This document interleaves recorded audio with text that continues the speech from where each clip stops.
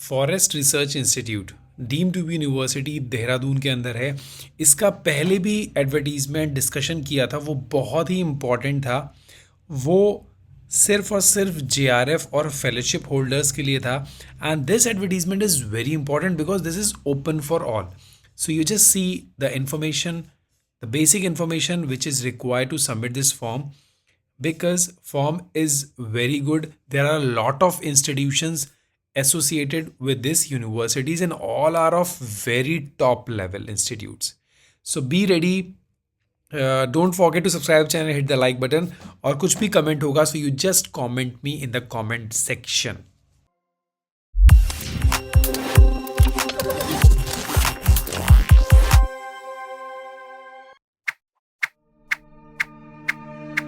Now at the top of the website, you can see the notification for PhD entrance test. Once you will click on this link, you will get a PDF. उस PDF के अंदर बहुत ही simple तरीके से सब कुछ दे रखा है। 17 पेज का PDF है। So it's very difficult to find out what is important for you and what is not. So this video will help you to judge which is the important point, जिसके basis पे आपका application कहीं reject ना हो जाए या आप कुछ मिस ना कर दो. So let's start. See, this is an announcement for the PhD forestry entrance test. So this notification is only for those who are willing to take admission in the PhD through entrance test. इसका मतलब ये बिल्कुल भी नहीं है कि जिनके पास fellowship है वो ये एंट्रेंस टेस्ट नहीं दे सकते.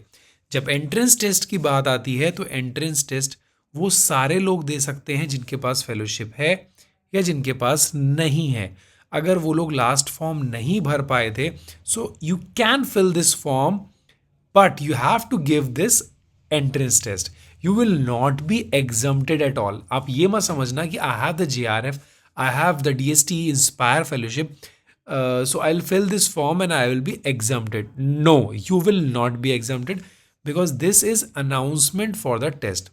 जितने लोग भी इस फॉर्म को फिल करेंगे उनको एक एंट्रेंस टेस्ट देना ही होगा एंड कोई भी इस फॉर्म को फिल कर सकता है. Now I guess this is very clear to everyone.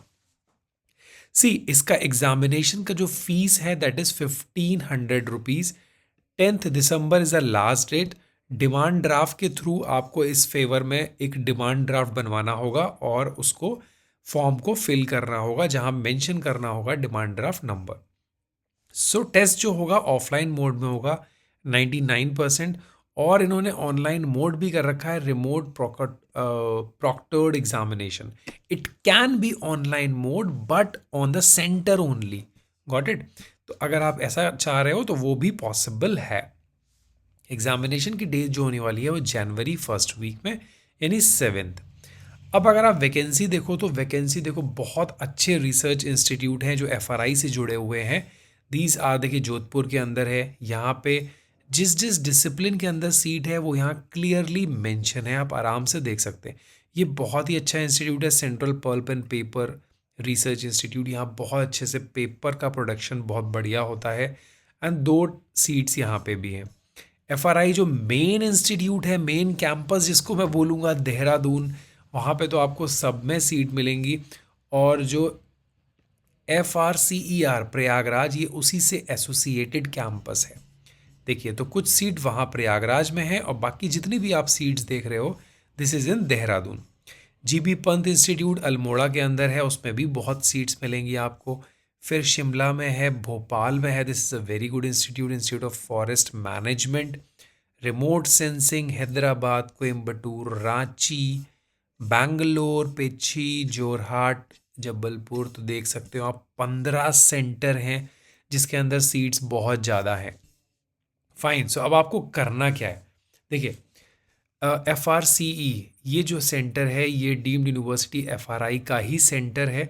सो जो लोग प्रयागराज में अप्लाई कर रहे हैं are required to mention the application form at appropriate place will be considered for this seats only. आपको मेंशन करना होगा बिकॉज वो FRI के अंडर में ही आता है. ठीक है, वो कैंडिडेट बाय डिफ़ॉल्ट कंसिडर किए जाएंगे.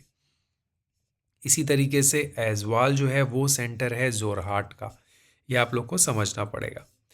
अब आप आ जाओ एंट्रेंस टेस्ट सेंटर के, तो जाहिर सी बात है जितने भी इसके इंस्टीट्यूट हैं 15 थे, तो उसमें से 12 सेंटर्स पे एग्जामिनेशन होने वाला है। आपको ये फॉर्म फिल करना है, बहुत सिंपल सा फॉर्म है, जैसे हम लोग पहले फिल करा करते थे ना 10 साल पहले, उस तरीके का फॉर्म है और आपको ऐसे फिल करना पड़ेगा। फ़ोटो लगाना है, उस पर साइन करना है, सारी इन्फॉर्मेशन हाथ से फिल करनी है, बहुत अच्छी चीज़ है। ऐसे ही फॉर्म आने चाहिए, आजकल सब ऑनलाइन हो चुका है, सो ये चीज़ बहुत कम रह गई है। सो आपको अपने सारे डॉक्यूमेंट्स अटैच करने हैं इसके अंदर, यूजीसी, सीएसआईआर, कैटेगरी सर्टिफिकेट, अगर कोई नेशनल लेवल है, 10th 12th caste certificate, marksheet and all, सब कुछ आप अटैच करेंगे और उसके बाद इस फॉर्म को सबमिट करेंगे। अगर आप एम्प्लॉयर हैं, कहीं पर एम्प्लॉई हैं, तो अपने एम्प्लॉयर से एनओसी साइन करके देना पड़ेगा। अब आप आ जाइए registration form, this is as simple as that, इसके अंदर कुछ भी नहीं है। एडमिट कार्ड ये आपको डायरेक्ट भेजना है, वो लोग आपको फिल करके देंगे। सो एलिजिबिलिटी क्राइटेरिया देखिए, जैसे यूजीसी का क्राइटेरिया होता है, बिल्कुल एज इट इज़ क्राइटेरिया है कि आपने मास्टर्स कर रखा है। ठीक है, अगर आपने मास्टर्स कर रखा है 1 साल 2 सेमेस्टर का after 4 year, then you are eligible. Otherwise 4 साल का बैचलर कर रखा है या 2 साल का मास्टर्स कर रखा है, तो ये सेम एलिजिबिलिटी है। अभी मास्टर्स क्या है, एमफिल कर रखा है, तब भी आप एलिजिबल हो। रिलैक्सेशन कैटेगरी को 5% मिलने वाला है। और अब आ जाओ डिसिप्लिन और क्वालिफिकेशन पे। देखो, अब आप पे डिपेंड करता है कि आप इसमें से कौन सी ब्रांच में इंटरेस्टेड हैं। लाइक फॉर फॉरेस्ट पैथोलॉजी में कोई अगर इंटरेस्टेड है, तो उसका मास्टर्स डिग्री होना चाहिए botany, forestry, with specialization in plant pathology और प्लांट माइक्रोबायोलॉजी। अगर मास्टर्स डिग्री माइक्रोबायोलॉजी में है with specialization of project work related to forest, then also you are eligible. ठीक है, तो इस तरीके से आपको, जैसे सॉइल साइंस है, तो सॉइल साइंस में कोई नॉर्मली केमिस्ट्री का स्टूडेंट है या माइक्रोबायोलॉजी का स्टूडेंट है, वो भी एलिजिबल है। फॉरेस्ट इकोलॉजी और एनवायरमेंटल साइंस में कोई बायोलॉजिकल साइंस या लाइफ साइंस का स्टूडेंट्स भी एलिजिबल है। तो काफ़ी सारे लाइफ साइंस के स्टूडेंट बोलते हैं कि सर क्या हम इसके अंदर एडमिशन ले सकते हैं, तो येस। देखिए, केमिस्ट्री, फार्मास्यूटिकल साइंसेज, फार्माकोलॉजी वाले आराम से सेंटर फॉर फॉरेस्ट प्रोडक्ट्स में एडमिशन ले सकते हैं। केमिस्ट्री वाले तो सब जगह ले सकते हैं। तो आपको यहाँ पे अपनी एलिजिबिलिटी देखनी है, अकॉर्डिंगली यू विल डिसाइड कि मैं कैसे एडमिशन ले सकता हूँ। मैक्सिमम 6 साल के अंदर ये कोर्स कंप्लीट हो जाएगा, कोर्स वर्क होगा। ये बेसिक चीज़ है जो हर पीएचडी के लिए होती है। एडमिशन के लिए देखिए, इनका जो 2 कैटेगरी था, इंटरव्यू डायरेक्ट था, वो लोग जिनके पास स्कॉलरशिप और फेलोशिप है यूजीसी नेट, ये लास्ट टाइम फॉर्म आया था, तो ये वो फॉर्म नहीं है। Got it. हम इस कैटेगरी में है, कैटेगरी बी। ये चीज़ अब ओपन हुई है, entrance test basis followed by interview for all student either qualified this and similar national level test or not। समझ गए, यानी कोई भी स्टूडेंट इसको लेगा। एग्जामिनेशन के अंदर 50% रिसर्च मेथोडोलॉजी आएगी, तो जो भी रिसर्च मेथोडोलॉजी पढ़ना चाहता हो, मेरा कोर्स अवेलेबल है, सबसे ज़्यादा सेलिंग कोर्स है, हमने उसके अंदर सब कुछ कवर किया है, फ्री वीडियोस हैं, कंटेंट है। और आप वहाँ से अगर पूरा कोर्स डाउनलोड करना चाहते हो, तो with questions and answers you will get this course on very nominal charges।